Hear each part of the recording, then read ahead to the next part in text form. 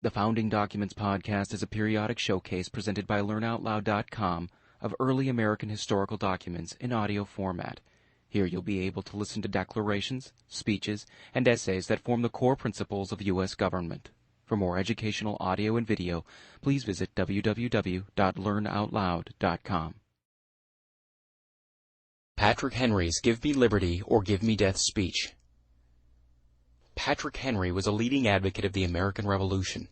After over a decade of struggle with the economic and political policies of the British under King George III, many citizens in the American colonies felt the need to resist British encroachment on their civil rights. In March of 1775, the Second Virginia Convention met at St. John's Episcopal Church in Richmond, Virginia. There, 120 delegates, including Thomas Jefferson and George Washington, met to debate the issue of organizing a militia to resist Great Britain's oppressive rule. On March 23, 1775, Patrick Henry delivered a speech which supported military action against the British. This stirring speech swayed the vote and was most likely the deciding factor in committing Virginia troops to fight the British. Less than a month after Henry's speech, on April 19, 1775, the Battle of Lexington and Concord took place, marking the beginning of the Revolutionary War. Give me liberty or give me death. Speech delivered by Patrick Henry, March 23, 1775. No man thinks more highly than I do of the patriotism, as well as abilities, of the very worthy gentleman who has just addressed the House.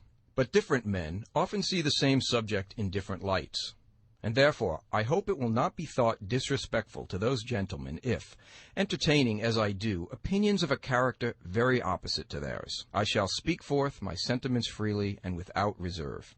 This is no time for ceremony. The questing before the House is one of awful moment to this country. For my own part, I consider it as nothing less than a question of freedom or slavery, and in proportion to the magnitude of the subject, ought to be the freedom of the debate. It is only in this way that we can hope to arrive at truth and fulfill the great responsibility which we hold to God and our country. Should I keep back my opinions at such a time through fear of giving offense, I should consider myself as guilty of treason toward my country and of an act of disloyalty toward the majesty of heaven, which I revere above all earthly kings.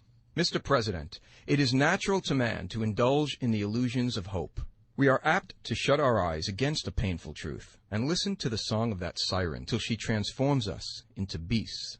Is this the part of wise men engaged in a great and arduous struggle for liberty? Are we disposed to be of the number of those who having eyes see not, and having ears hear not, the things which so nearly concern their temporal salvation? For my part, whatever anguish of spirit it may cost, I am willing to know the whole truth, to know the worst, and to provide for it. I have but one lamp by which my feet are guided, and that is the lamp of experience. I know of no way of judging of the future but by the past.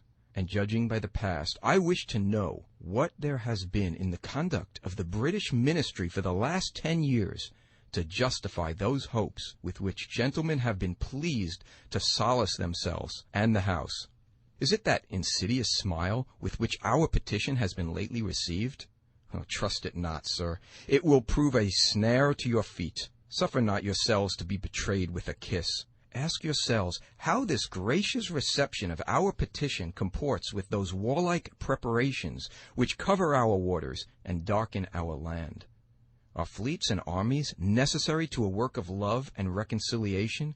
Have we shown ourselves so unwilling to be reconciled that force must be called in to win back our love?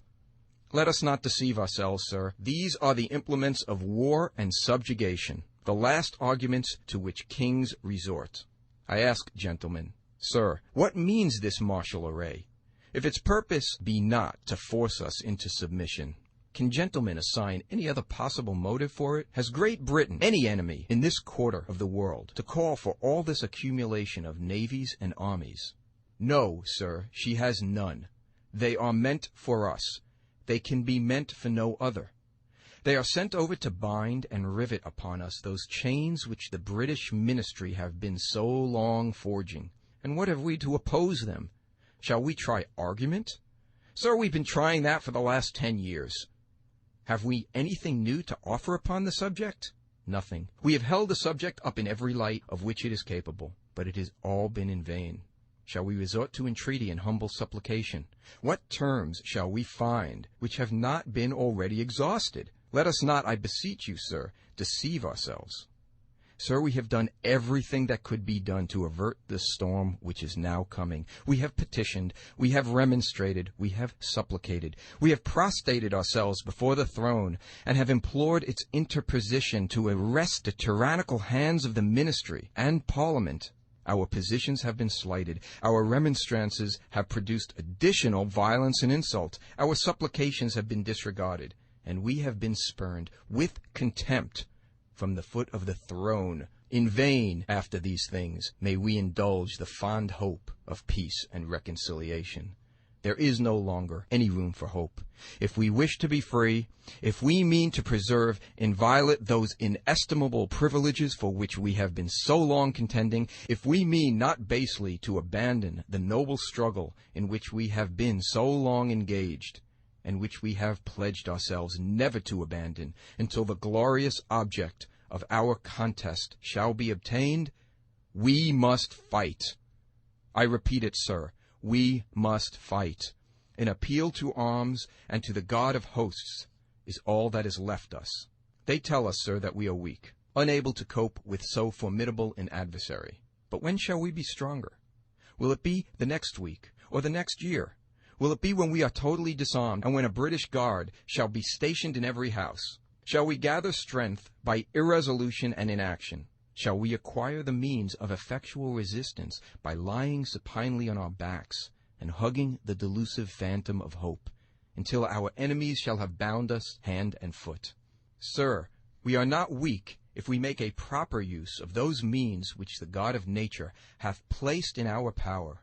The millions of people, armed in the holy cause of liberty, and in such a country as that which we possess, are invincible by any force which our enemy can send against us.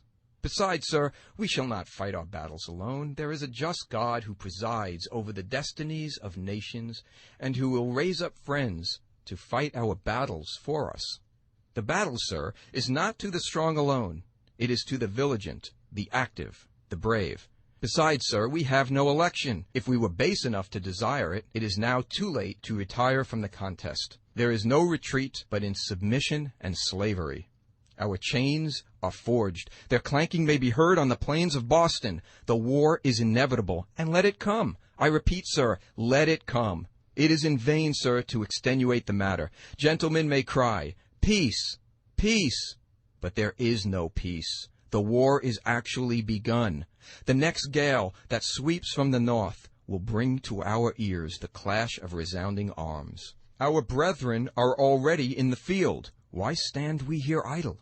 What is it that gentlemen wish? What would they have? Is life so dear, or peace so sweet, as to be purchased at the price of chains and slavery? Forbid it, Almighty God. I know not what course others may take. But as for me, give me liberty or give me death.